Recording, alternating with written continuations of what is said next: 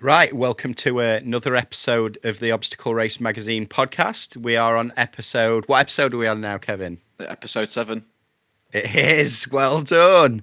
This week we're going to be recording the podcast under dangerous circumstances because my two boys are in bed and Heather's away, so at any moment you could hear young boys shouting and screaming in the background, Dad! So just so you know, just to blank that bit out. Right, so we might as well jump straight into the news this week.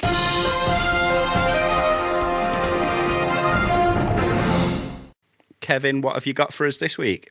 Yeah, I've got a few bits of news this week. Born Survivor are timing their first ever event. They've never done that before, but they're actually chip timing the Elite Heat on their event on the 2nd of May, which is at Capesthorne Hall. So that's the first bit of news.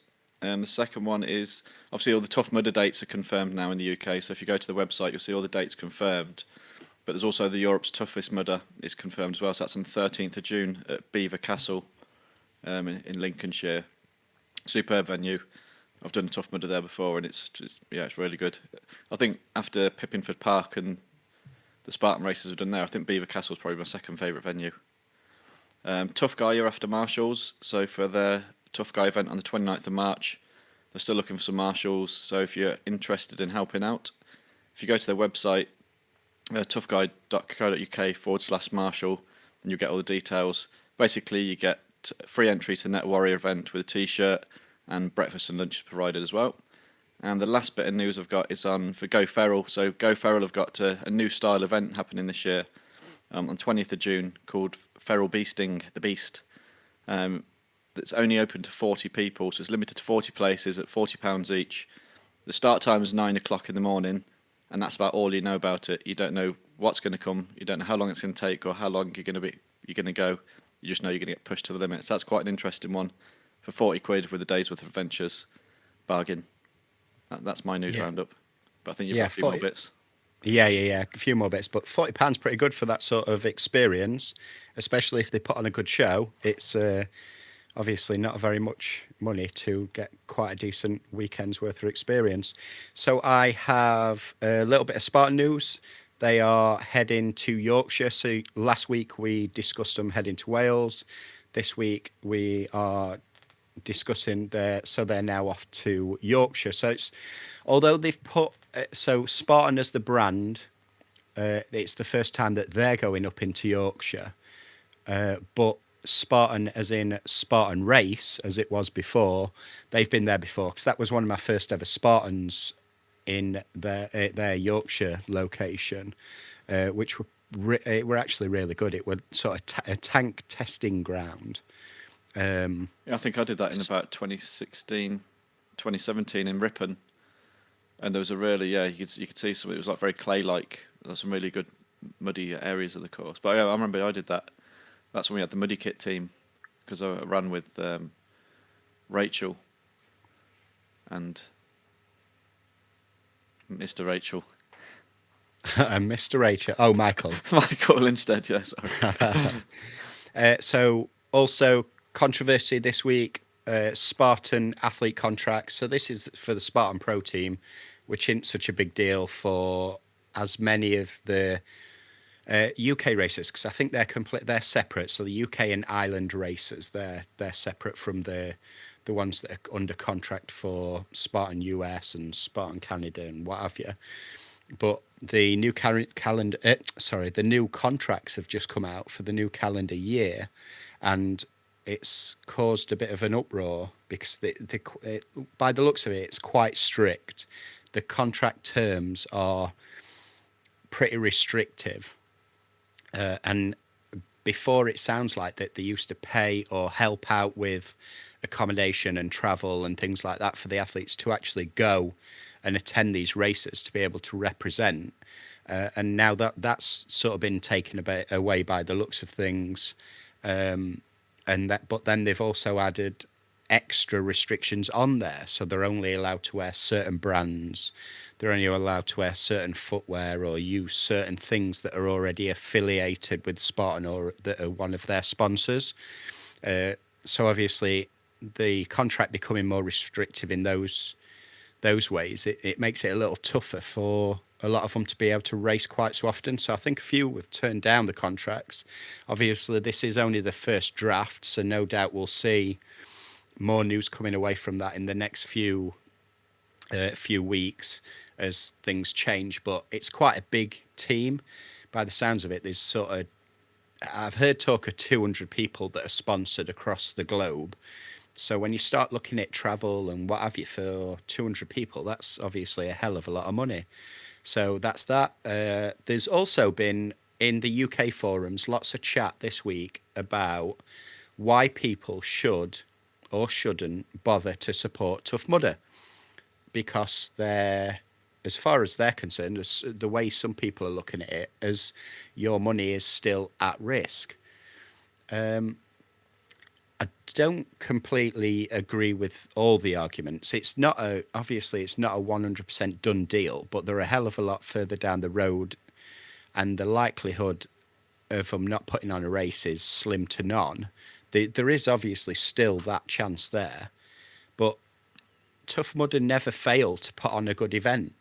And so the argument of what do they give that other racers in the UK don't, and it's nothing, and there is nothing in it really, apart from they've never done anything that would make you not want to sign up. Do you see what I mean, Kevin?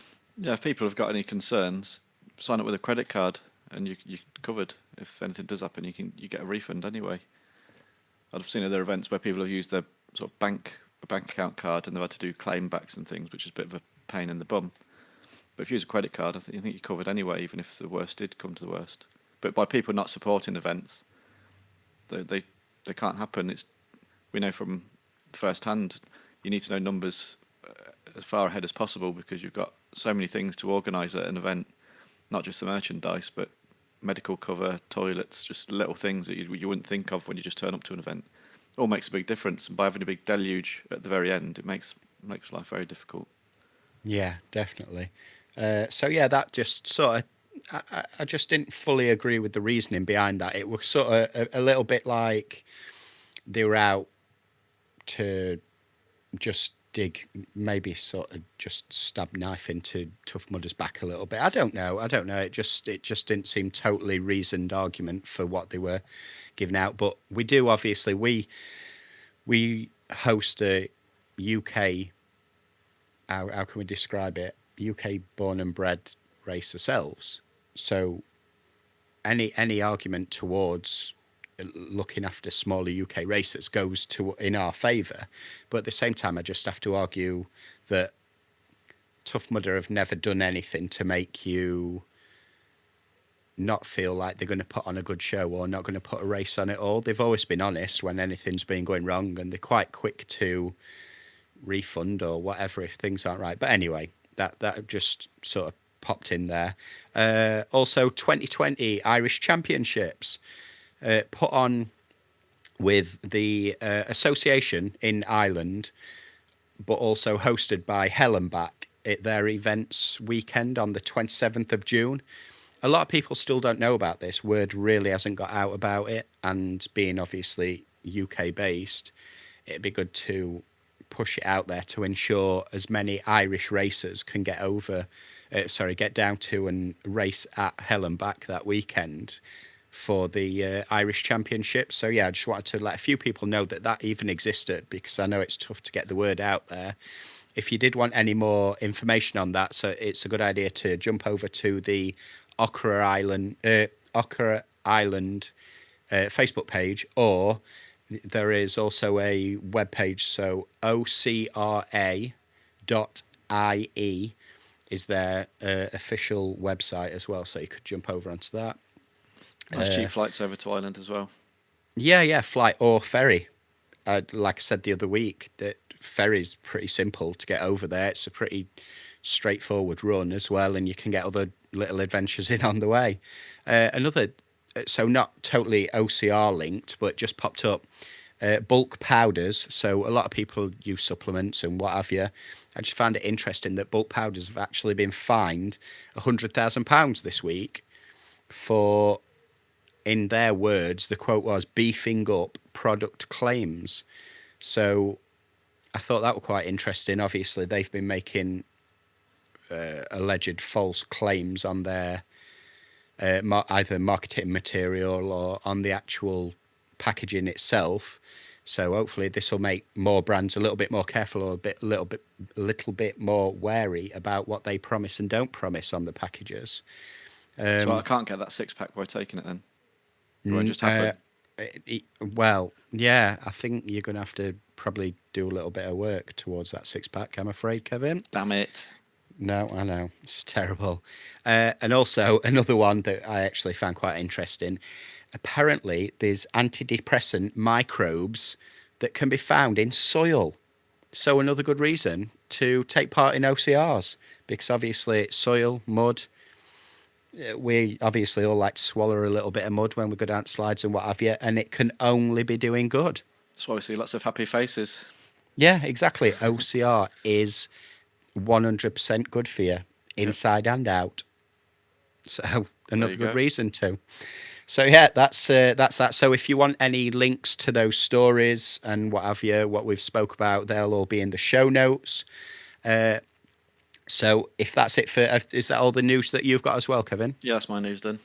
Right, sorted. We can jump on to listener mail next then. You've got mail. And this week we have quite a short but sweet little bit of mail from. It's been signed off as Zoe, just Zoe. It's Zoe Oldroyd. Sorry, from the email address. Anyway, so what is your favourite obstacle at a race, Kevin? Probably the favourite obstacles I've done were probably at Tough Mudder. I can't remember the name of it, but you have to leap out, grab like a metal swing. King of Swingers. That's it. That's the one. Swing Yeah, out. that is then actually.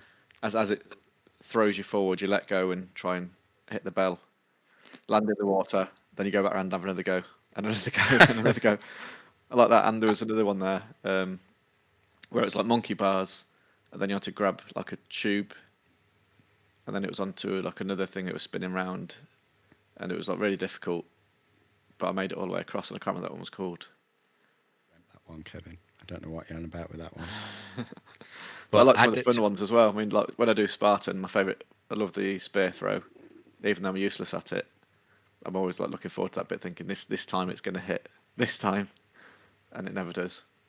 Yeah. I could never climb a rope until you taught me down at Pippinford, so I don't mind the rope climbs now. Hate all the heavy carry stuff. And everyone likes a nice water slide as well. Yeah. I think that would probably, in terms of fun obstacle, it would be Nuclear's death slide for me for fun obstacle. And I always like to take someone up there who doesn't actually want to go down the slide as well, because I find that bit fun pushing them off. That bit I find enjoyable as well. And I think one to take seriously, although you describe it as fun, I actually really like this spear throw because I'm good at it. And I know it's not going to get me 30 burpees very often. And obviously no one wants to get 30 burpees if they don't have to. But yeah, so I just thought that was quite a short but sweet. And so part 2 of the question was, when are you going to rename the 10-minute podcast? And the simple answer is it's just not going to happen. It's become too much of a thing now. It's just We're getting closer to the 10 minutes. We're learning as we go along. Yeah, we're trying to make our way through quickly this week so we can get somewhere near, but also because we do have an extra little bit of surprise for you midweek this week. Plus, I've had messages from people saying their journeys to work is longer than 10 minutes anyway, so they're happy to have an extra 5 or 10. Yeah, Listen to true. our lovely voices. So we're doing it's a public service, a very important public service to the OCR community. So yeah, that were it for listener mail this week. We didn't really have much in. So don't forget, if you do want to have us discuss something on the podcast, send your listener mail into carl@obstacleracemagazine.com. But that's it for that feature this week. So Mud 7 this week. When's the next price rise for Mud 7, Kevin? 1st of March. So we've sent an email out to previous runners this week just to remind them. was hoping to be able to name the next zone on the podcast today, but it's not quite happened yet. So hopefully next week, but we'll keep you posted on that. Yeah. So anyone looking to save a little bit of cash on their Mud 7 ticket, don't forget to get signed up before the end of the month at mud7.com. So that's MUD and then 7.com. Before the price rise. Sorry, com. Yeah, C-O-M. Yeah. People know com. Well, I think they're asked about mud as well. Well, you never know. It could be double D. Mud Queens, double D. Yeah. So. It's a £5 price rise as well. So, but if you haven't got the beans to enter, there's free entries as well. So you can go onto the Mud 7 website and you've got a run for charity page. Choose your charities, about 16 different ones there, and you can run for the free for them if you can pledge to raise, I think, £100. Most of them are asking for. Yeah, and £100 is doable by most people. It's just tap up, rob, whatever, from 10 friends, £10 each. Boom, you've got your ticket paid for. Friends, there. Family, work colleagues, you easily smash out double or triple that. Yeah. So also Obstacle Race Magazine subscription packages. Don't forget we still have a few race packages left with tickets remaining. So get in there before those have all gone. And that's about it really. So you can get those at obstacleracemagazine.com. But I think that is about it from us this week. Kevin, what do you think? Yeah, if this is your first listen to the podcast, so it is episode 7, so have a listen back through the library and spread the word. Yeah, and don't forget to subscribe because it makes such a big difference if people subscribe and whatever. The way that analytics and what have you work now on the directories, each person that subscribes or listens or even leaves a review of the podcast, it helps us get up the charts and then it helps us get recommended to people who have similar sort of interests and what have you. So yeah, if you do take just a couple of minutes just to subscribe or to leave a little bit of a review, we'd be really very, very appreciative of that. So yeah, I think that's it from us for this week then, Kevin. Until midweek when they'll be able to hear a little bit more from us. Oh. Yeah. What's that then? Extra special surprise. We can't really say. It's basically we're going to be enjoying our very first 3-way tomorrow, Kevin, which Lovely. I've got to say I'm very excited about. So until then, I better get some sleep in, ready for this momentous occasion. And so it's bye from me for now then, Kevin. Yeah, and it's bye from me. See you soon, Kev. Bye. See you later. Bye.